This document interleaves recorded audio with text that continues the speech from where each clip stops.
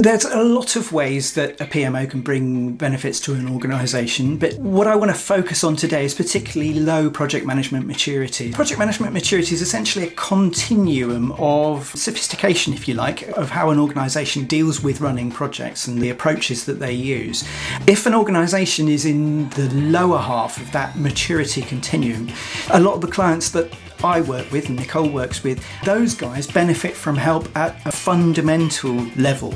They simply can't take advantage of things like AI and data analytics.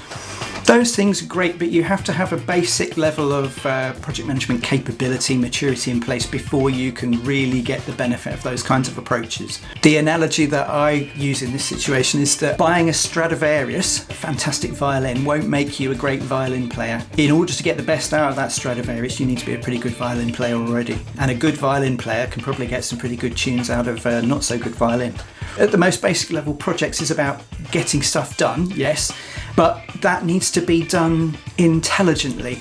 It helps, for example, to have a list of all the active and pipeline projects that are going on in the organisation with some information about each one, like the sponsor, the main driver for doing that project, whether it's run the business, change the business, grow the business, when we're expecting that project to go live and what we're expecting that project to cost, so that we can answer what I call the basic project questions about those projects. What are we delivering, with who and when? How much is it going to cost? Are we on track, and is it still worth it? Is it still worth doing those projects? So in order to help us do that sort of stuff, a lot of it is about standardization, I think. Not for the sake of it, or because we like telling people what to do, but to reduce the amount of noise and ambiguity and surprises that happen around projects.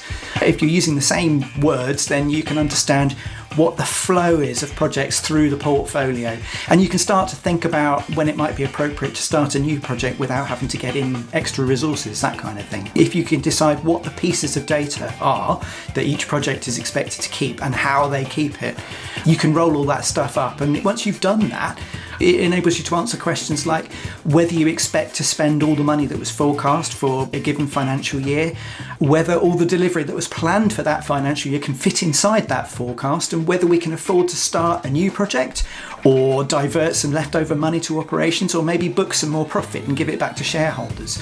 There's an aspect of improving the effectiveness of how projects are delivered, that is to say, getting the results that we want from running projects, so there's effectiveness, but there's also an aspect of improving the efficiency of how projects are run, so getting those results with the minimum waste. So if we think about improving the effectiveness of a project portfolio, in a really low maturity organisation, that can come from something as simple as improving the way that meetings are run.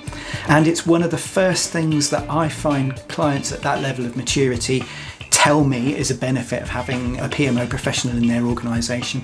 Just getting the meetings to run effectively and to achieve what they set out to do. And I mean, that's really basic stuff like having terms of reference for the meeting, having an agenda, making sure you stick to it, running things on time, that kind of stuff. The thing to do is to start with the thing that's causing the most pain at any given time. But it's not always obvious from the pain what the remedy is. For example, I've had a situation where the executives at the client are asking the question, what are we getting back for our project spent?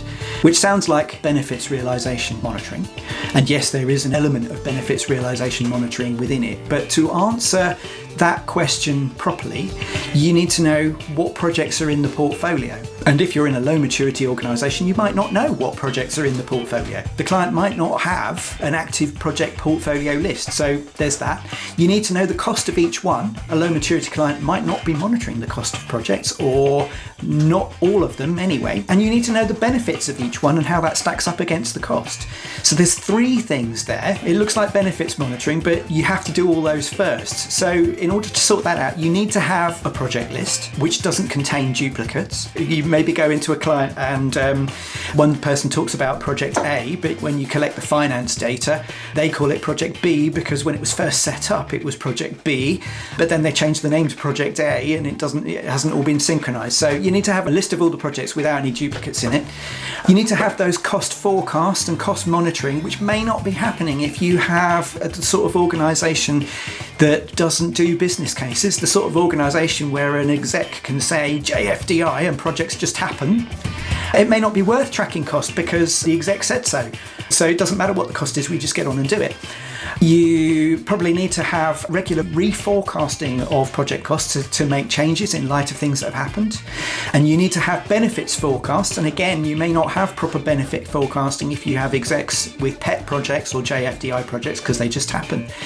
So most of that stuff would come from a project selection process with business cases or cost benefit analyses. So that's another thing that needs to be in place. So it sounds like benefits realization, but it needs to be traced backwards to work out what those things are and what sort of order they need to go in. So the first thing there has got to be the project list, then business cases, then cost monitoring, then benefit forecasting. The time to start is when the organisation feels the pain. So if you find yourself thinking about questions like how much do we spend on change, how much do we get back for it, who do we use and what are they working on?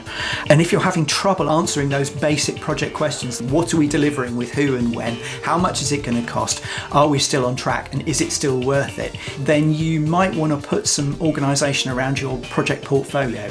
Start with the boring basics. It's not sexy, it's not glamorous, but those are the things that will make a real difference to the way that you deliver your projects.